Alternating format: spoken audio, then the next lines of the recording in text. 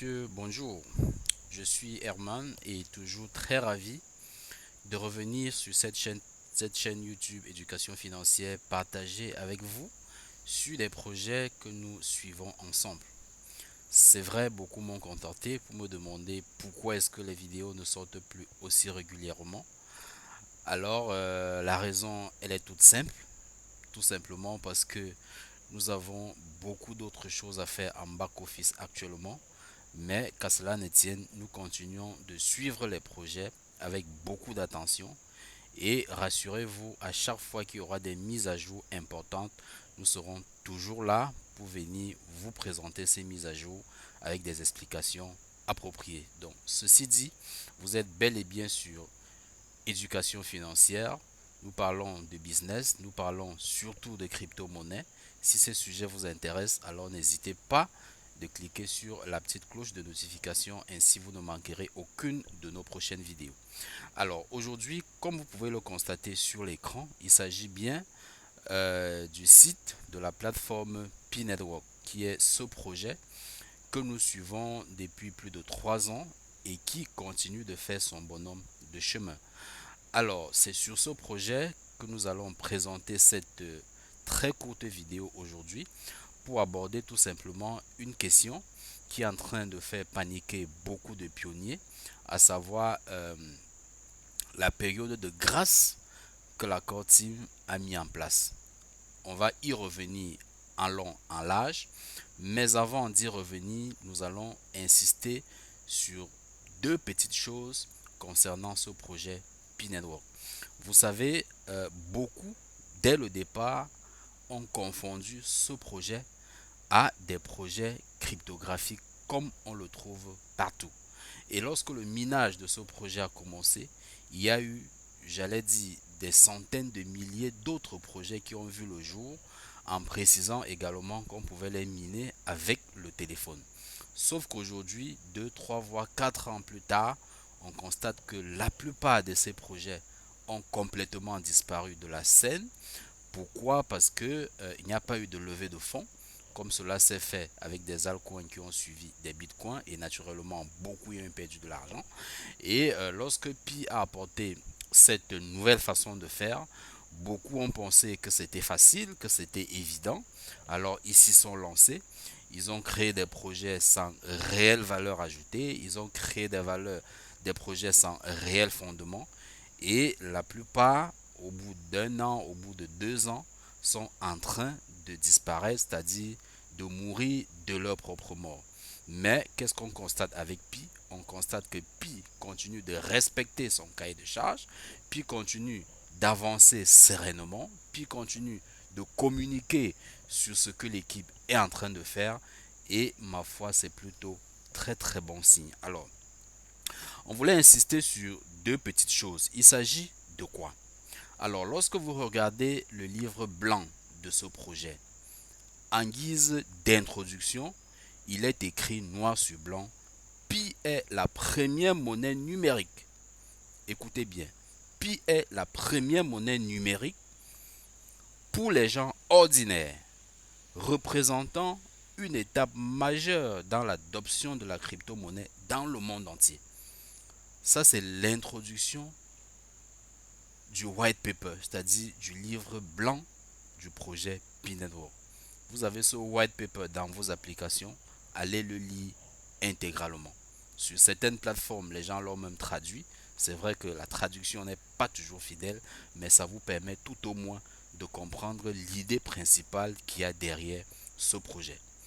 Beaucoup de gens le confondent parce qu'ils n'ont pas lu ce livre blanc, parce qu'ils n'ont pas compris ce que c'est que ce projet. Donc, je répète, Pi est la première monnaie numérique pour des gens ordinaires, c'est-à-dire des gens comme vous et moi, des gens qui n'ont pas de compétences en informatique, des gens qui n'ont pas de compétences spécifiques, des gens qui n'ont pas une éducation particulière. C'est ça qu'on appelle personne ordinaire, c'est-à-dire monsieur tout le monde, représentant une étape majeure dans l'adoption de la crypto-monnaie dans le monde entier. Quelle est la mission de ce projet? La mission de ce projet est de construire une plateforme de crypto-monnaie et de contrats intelligents sécurisés et exploités par des gens ordinaires. Vous voyez que ordinaire, ça revient. Et quelle est la vision de Pi? C'est quoi sa vision? Où est-ce que ce projet veut aller? C'est de construire l'écosystème pair-to-pair et l'expérience en ligne les plus inclusifs au monde, alimenté par Pi, c'est-à-dire par la monnaie numérique Pi, la crypto-monnaie la plus utilisée au monde. Donc, d'entrée de jeu, eux-mêmes les fondateurs du projet sont en train de vous dire que ce sera la monnaie, la crypto-monnaie la plus utilisée au monde. Ça, il faut le prendre avec sérieux. Pourquoi le prendre aujourd'hui avec sérieux? Tout simplement parce que, à ma connaissance, c'est le premier projet qui fait 5 ans sans arriver au mainnet ouvert. Je dis bien 5 ans. Donc ça fait 5 ans de construction, 5 ans de développement. Ça, je n'en ai pas connu. Si vous en avez connu, vraiment, laissez ça en commentaire et ça me permettra d'apprendre également. Donc ça montre qu'il y a quelque chose de sérieux qui a derrière. Ça montre qu'il y a quelque chose de différent qui arrive. Ça montre qu'il y a quelque chose de particulier derrière ce projet. Et autre chose de particulier, c'est le KYC. C'est le KYC. Beaucoup de projets crypto se limitent au KYC facial, c'est-à-dire qu'on capte votre visage et c'est tout. Mais ici, on vous demande vos documents personnels, comme si vous étiez en train d'ouvrir un compte en banque. Donc c'est un KYC qui est complet.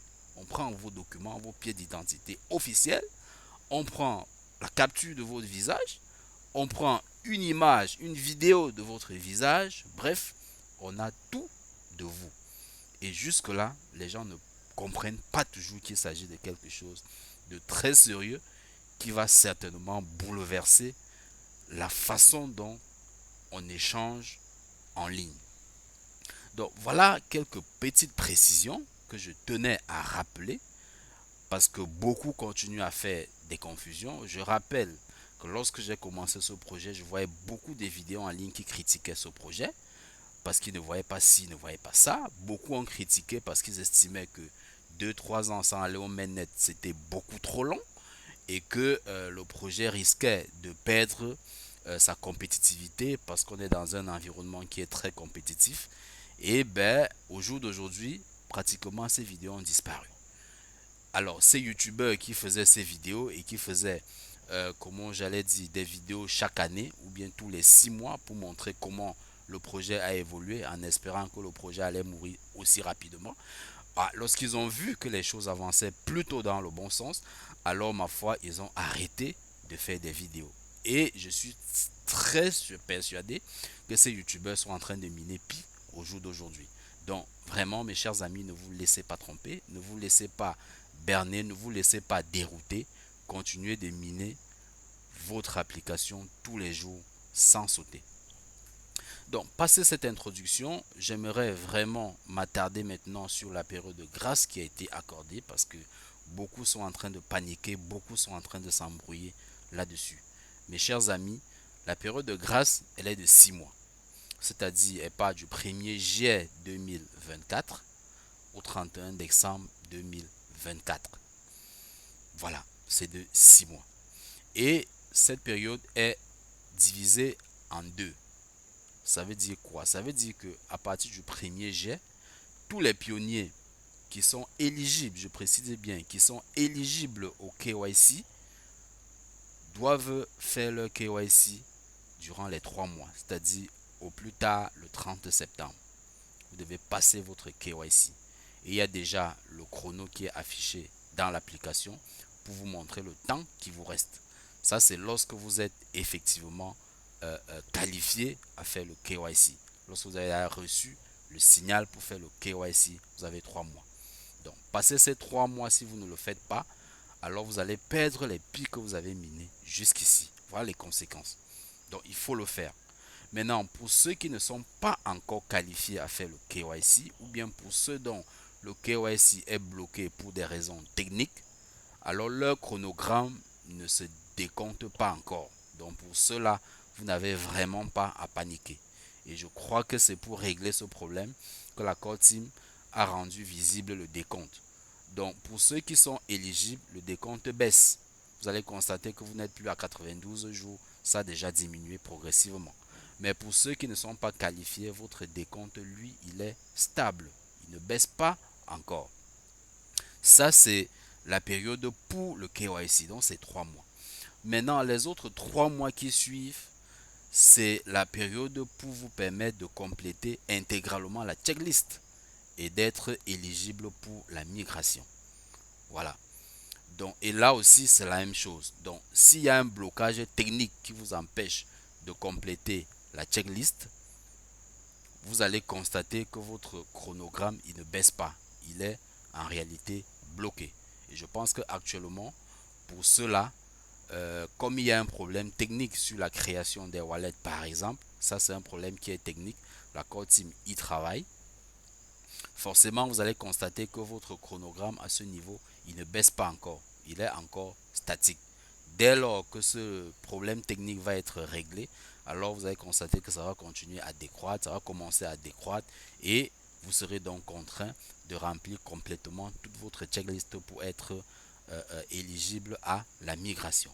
Alors, pourquoi la core team a fait cela? Je crois que c'est une promesse. La core team avait dit tout pionnier réel, qui est une personne réelle, ne sera laissé derrière.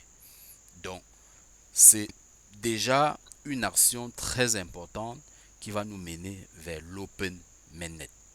L'Open Mainnet qui a été longtemps attendu, qui a été longtemps souhaité par les pionniers, mais la core team ne s'était encore jamais prononcée sur son arrivée. Jamais. Mais le 28 juin, la core team a dit d'entrée de jeu qu'il s'agissait du dernier Pi Today avant l'Open Mainnet. Donc au jour d'aujourd'hui, nous avons une certitude que l'Open Mainnet va arriver avant le 28 juin 2025. Je peux dire aujourd'hui avec certitude parce que ça vient de l'accord team. Donc avant le 28 juin 2025, nous sommes certains qu'on sera déjà au mainnet ouvert. C'est vrai que dans les communications qui ont suivi, l'accord team dit ça peut arriver même en fin de cette année. Mais si je m'en tiens aux propos liminaires que l'accord team a donné au Pi Today, ils avaient dit le mainnet, ça c'est le dernier Pi Today avant le mainnet ouvert.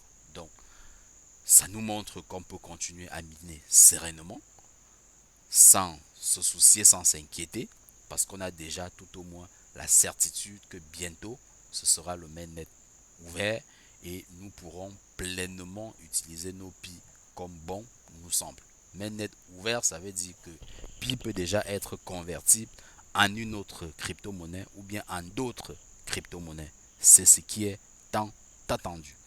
Et je vous rappelle, si on s'en tient à la mission et à la vision de Pi, ça c'est un projet qui va naturellement apporter le Web 3. Donc, toutes les applications du Web 2, forcément à un moment donné, seront dans le besoin de migrer vers le Web 3. Donc de rejoindre la blockchain Pi. Je pense que beaucoup de gens ne voient pas encore ce qui est en train d'arriver. Donc imaginez-vous que tout ce qu'on a sur le Web 2 aujourd'hui veuille migrer sur le Web 3. Alors ça veut dire que Pi a un potentiel inimaginable. Nous sommes en train de miner Pi, mais je vous rassure, nous-mêmes, nous ne percevons pas encore la force, nous ne percevons pas encore l'ampleur de ce qu'il y a derrière ce projet. Donc, mesdames et messieurs, je ne vais pas être long. Continuez sereinement à miner tous les jours. Ne sautez pas. S'il y en a encore qui m'écoutent et qui par hasard ne sont pas encore dans ce projet, je vous dis, allez télécharger l'application. Vous avez le lien en description de cette vidéo. Téléchargez l'application et puis commencez à miner vos Pi. C'est gratuit, on ne vous demande aucun franc. Je dis bien aucun franc. Le lien de l'application, le lien est en description de cette vidéo. Vous le téléchargez et puis dans le process, on va vous demander qui vous a invité. Là-bas, vous avez le choix. Voilà, qui vous a invité. Vous pouvez mettre le sommet qui est mon pseudonyme, le sommet, L-E-S-O-2-M-E-T. Ça, c'est mon pseudonyme que vous pouvez mettre. Mais si vous choisissez, ou bien vous pouvez mettre le pseudonyme de n'importe qui que vous avez vu. Mais si vous choisissez que de cliquer sur personne ne vous a invité, La conséquence, c'est quoi? C'est que vous allez toujours télécharger, vous allez créer, continuer à créer votre compte, mais vous n'aurez pas le premier pi gratuit qu'on vous donne. Quand vous utilisez un lien de parrainage, dès que vous activez votre première session de Mina, vous avez un pi. Et j'imagine que la Cortima fait ça pour permettre aux gens de passer le KYC sans dépenser les pi qu'ils ont durement minés. Parce que le KYC vous coûtera un pi. Quand vous passez le KYC, on vous déduit un pi dans votre compte lorsque votre migration est effective. Donc, vous avez le choix. Si vous mettez le pseudonyme qui est dans le lien que j'ai précisé, le sommet, vous aurez tout de suite un pi quand vous commencez votre minage.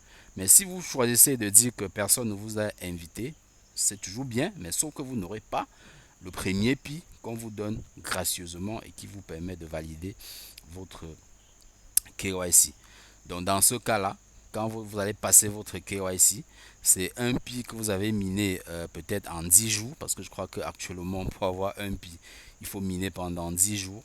C'est ça qu'on prendra en guise de rémunération pour votre KYC que vous allez passer. Donc, mesdames et messieurs, ça c'est ce que je tenais à partager avec vous aujourd'hui. C'est toujours un plaisir de revenir, partager comme ça des bonnes nouvelles. Si vous avez des questions, n'hésitez pas, posez-les en commentaire et je me ferai toujours le plaisir de répondre. Bon dimanche à tous.